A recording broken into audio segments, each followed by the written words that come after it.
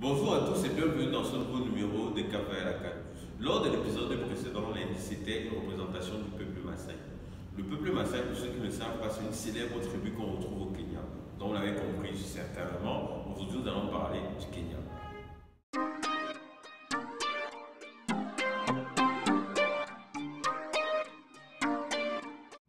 Le surnom des Kenyans, c'est Arambista. Arambi, qui veut dire en Swahili, nous collaborons.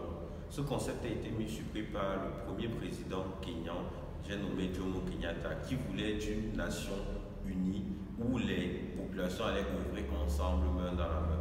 On retrouve également Arambi dans les armoiries du pays. Ce concept a été développé bien plus tard dans le football. Les Arambistas comptent 6 participations à la Coupe d'Afrique des Nations.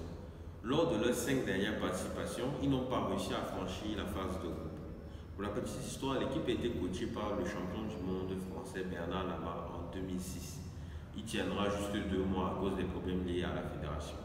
Aujourd'hui, l'équipe est amenée par Sébastien Minier, qui est l'ancien protégé de Claude Leroy et qui a réussi à faire ses classes avec la RDC et le Congo. La sélection kenyane est composée des meilleurs joueurs kenyans, parmi lesquels nous pouvons citer Victor Wanyama, le joueur de Tottenham, qui est le capitaine de la sélection et qui vit une très belle saison avec son club. Nous pouvons aussi citer Michael Olunga, qui avec ses 8 buts et 18 matchs de sélection reste l'une des meilleures armes offensives du pays.